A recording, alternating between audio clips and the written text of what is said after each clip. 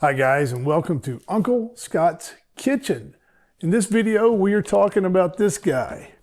This is an All-Clad 3.5 liter countertop deep fryer. What we're going to do is unbox this guy, go through all of its stats and features, and then we're going to do a little cooking.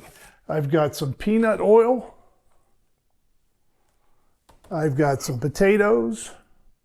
And the first thing we're going to cook is some hand-cut, par-cooked, double-cooked homemade French fries. And then we're also going to do some hand-dipped and hand-breaded chicken tenders and see how this guy performs. Now, along the way, even if you don't have this model, you have a different deep fryer, we're going to go through a couple of recipes and also throw out some good deep fryer oil management and deep frying tips. So let's jump in and get started.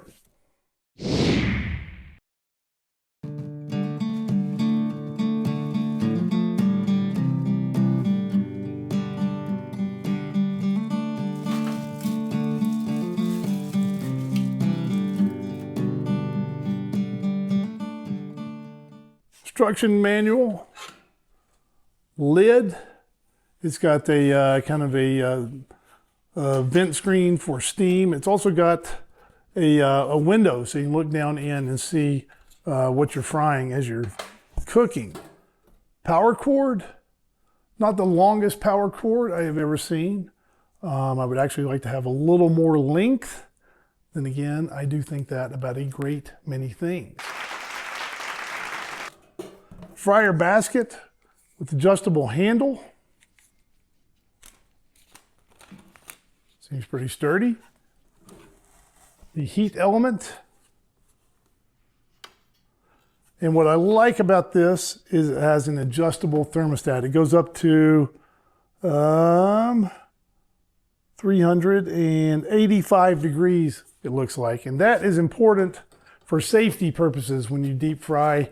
We're going to be using peanut oil, which should have a smoking point around 450, 475 or so. If this thermostat tops out at 385, that should give us 75, 100 degrees of wiggle room and safety between the temperatures we'll be frying at and the smoking point of that oil.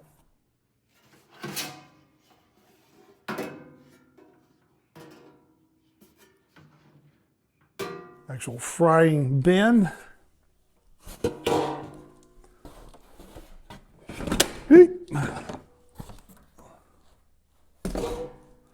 Then the housing and the onboard oil storage.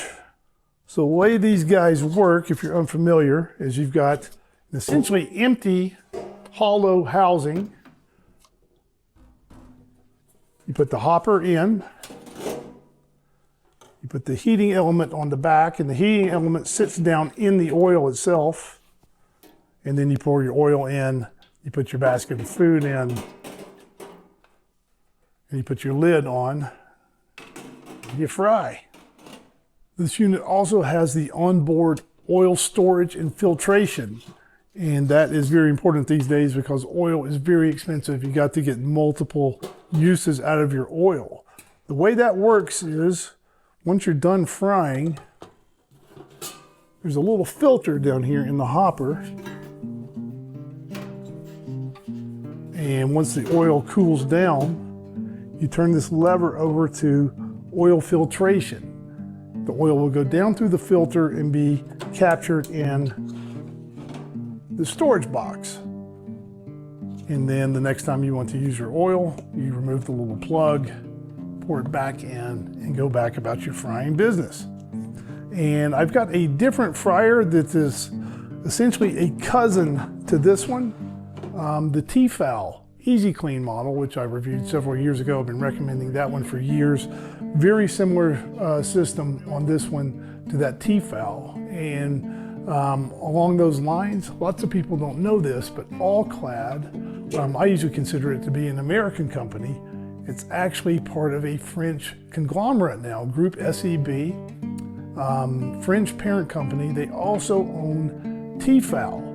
And this unit is made in China. So is this an American, Chinese, or French fryer? Yes, it is from one point of view. It's sort of a blend of all three. But the t-fal Easy Clean model, let me grab it.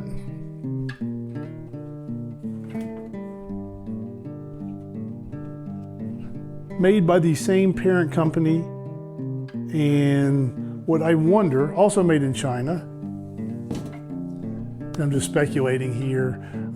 This may be a higher end, fancier version of that t-fal Easy Clean. Just throwing that out. So I'm going to give some of these components a good wash, make sure there's nothing from the factory left on there. Get the potatoes ready, and then we will jump in and do some frying.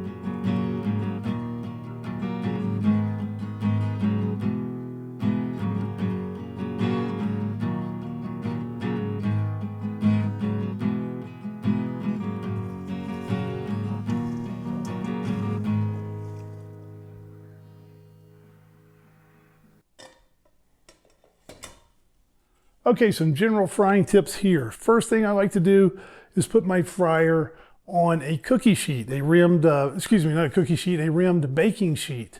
And the reason for that is just to contain any grease or oil that might drip out. It's not going to, but should something bubble over, this would help contain any hot oil that bubbled out of the fryer. Next thing I like to do is position the unit underneath my vent hood. Get as much ventilation as possible. These fryers put out steam, and that steam has little droplets of oil. If you were to put it on a counter underneath a cabinet, for example, you could very well get sticky steam and grease all over your cabinet. So you don't want to do that. You don't want that going up on your ceiling either. So for our fries, what we're going to do is double fry them. So we're going to par cook them at 325 Fahrenheit, and we're going to take them out of the oil, drain them, and let them rest 10-15 minutes or so.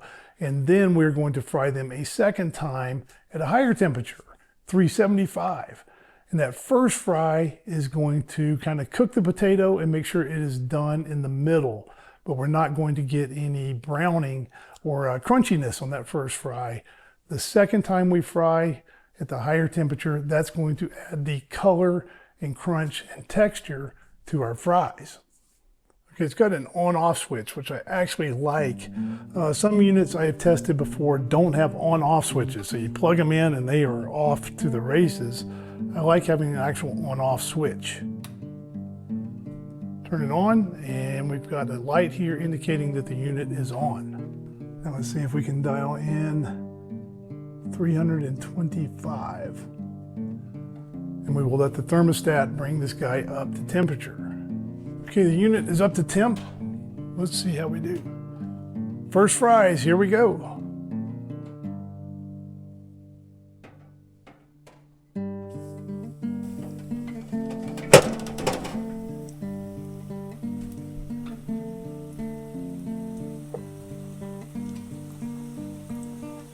Pretty nice sizzling.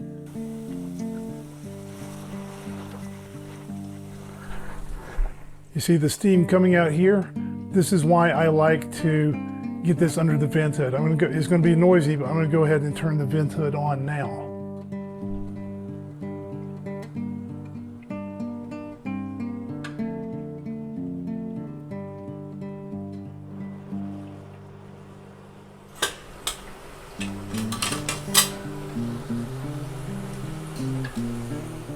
Now, what I like about having a unit with a thermostat, first is you can dial in specific temperatures. That's very important. Something like a Fry Daddy or a fried grandpappy, for example, those have one preset temperature. So there's no temperature control on lots of other units.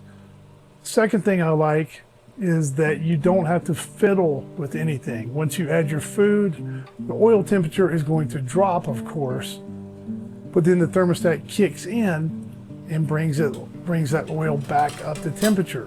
When I deep fry using my gas stove and a Dutch oven and a thermometer, I feel like I'm always fiddling with the temperature. Okay, so let's check these fries. It's been 5 minutes. We don't want these to be brown and done now. We just want these to cook in the middle. They're turning a little bit golden. What I'm going to do now is remove these guys to a wire rack. We're going to let these guys rest while we cook the next batch.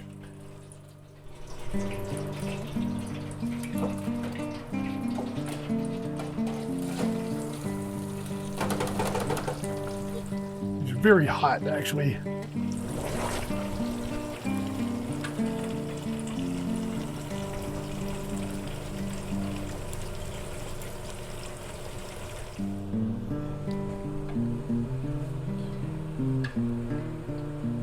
Second batch should be par cooked now. So just a little brown there, so I got to get these guys out. And what I'm going to do is let these guys sit 15-20 minutes. Sometimes I don't let them sit that long.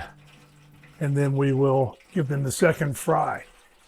Okay, now we're ready for our second fry. I got the unit back on, got it preheating up to 375. I got our par cooked fries ready to go in the basket. And we're going to do the second frying. And this is going to add the color and the crunch and the texture to the outside of the fry. Okay, we are up to 375. Let's give these guys a second fry.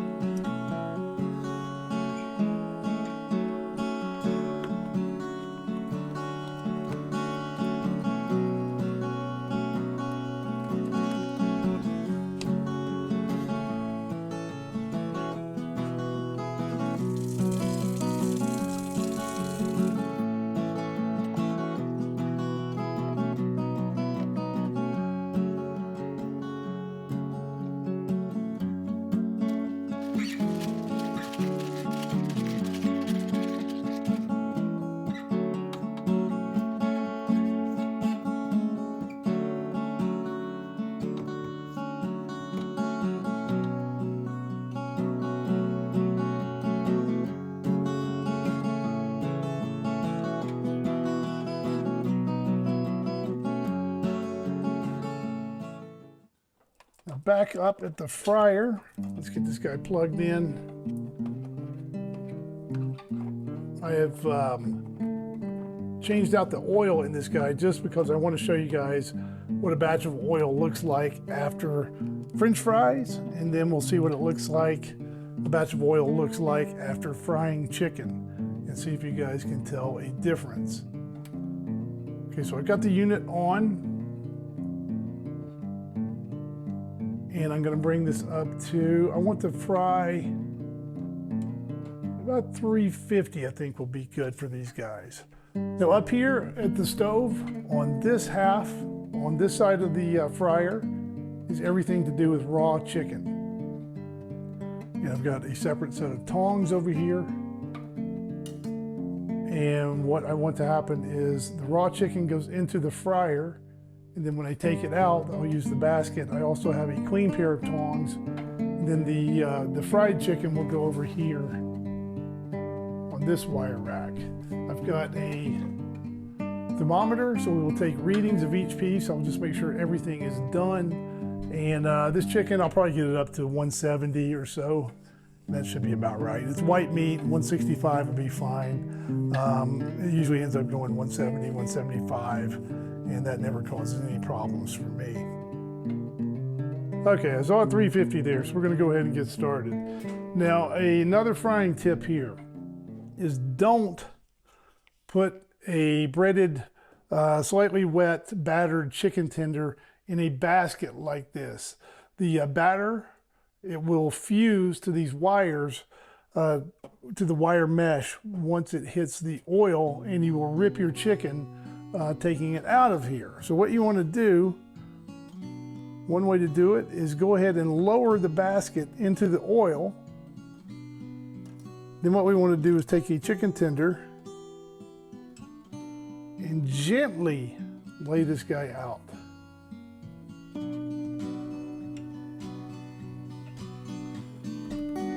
I like to move it just a little. And now that guy is not going to be stuck.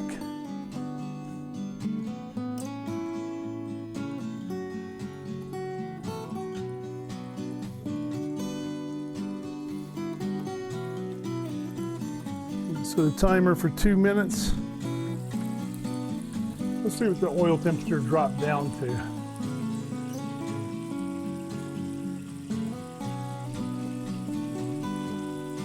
So we're at about 310. So the chicken went in at about 350.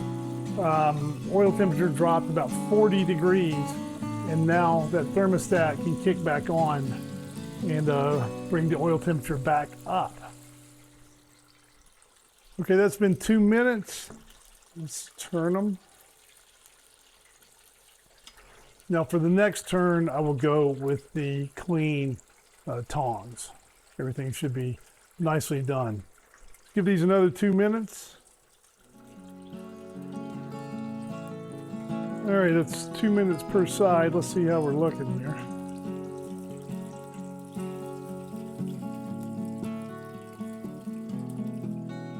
$170. All right, so that's good. So that thermostat is bringing the oil back up, and we're almost back to 350. 345, 346.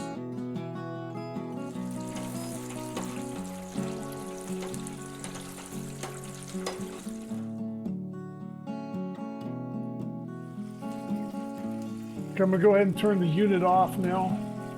Let this guy finish up.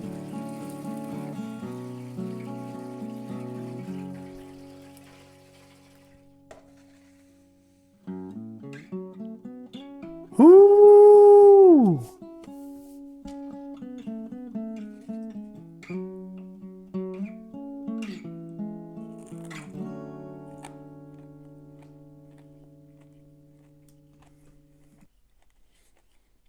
So hand-cut French fries and hand-dipped and hand-breaded chicken tenders, I consider those to be two absolutely critical foods for a deep fryer to be able to produce. And I think the All-Clad did a great job right out of the box with both of those.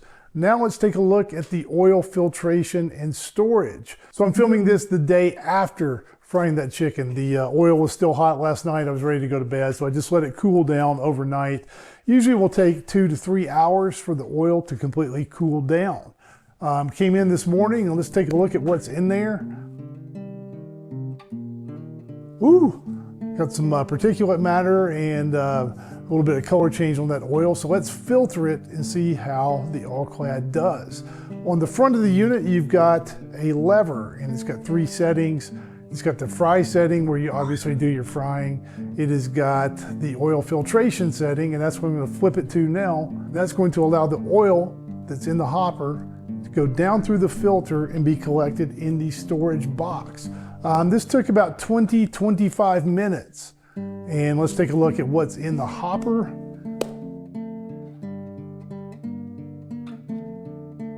Hope my arteries don't look quite that bad, I gotta say.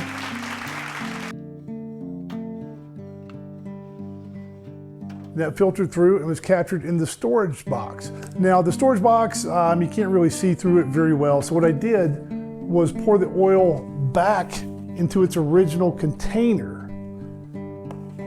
So we can see this is the oil from the French fries, and this is the oil from the fried chicken. So I think it did a pretty good job of filtering out all that particulate matter.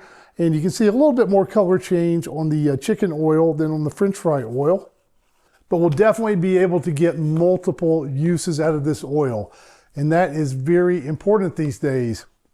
This peanut oil here, it was the most expensive ingredient in what I cooked. It was more expensive than the chicken, more expensive than the potatoes. So you got to get multiple uses out of your oil. And here you got to be a little bit strategic. Now everybody will be a little bit different, but for me, I use the French fry oil more than I use the chicken oil. So what I'm going to do with the chicken oil is I write what I cooked and the date, and I will put this one in the fridge. Then for the oil that I use the most, which for me is the French fry oil, I will keep that in the storage box in the unit. Now you also need different batches of oil for different types of food, because the food you cook in the oil will impart flavor to the oil and color change as well. So for example, my French fry oil, that is good for fries, it's good for frozen consumer packaged goods, things like tater tots, things like that. They don't add too much flavor or color to the frying oil, and you can get many uses out of that oil. Things like chicken, things like fish, onion rings, they're going to add a lot of flavor and often a lot of color to some oil. So what you don't want to do is have one batch of oil where you cook chicken, then you cook fish, then you cook onion rings, and then you try to make donuts. Your donuts would taste terrible. So you need to kind of segregate your oils and keep different batches of oil for different foods. How about a few more stats and details on the All-Clad? It's a 3.5 liter fryer in real terms that Americans understand with the imperial system. That means it holds a little bit less than a whole gallon of cooking oil. The basket will hold 2.65 pounds of food. I don't know how they came up with the measurement that accurate, but about 2.5 pounds of food, which is a good amount, I think. You may have to work in batches if you're cooking a lot of food. I like the fact that everything stores in the unit, even the handle for the basket and the power cord.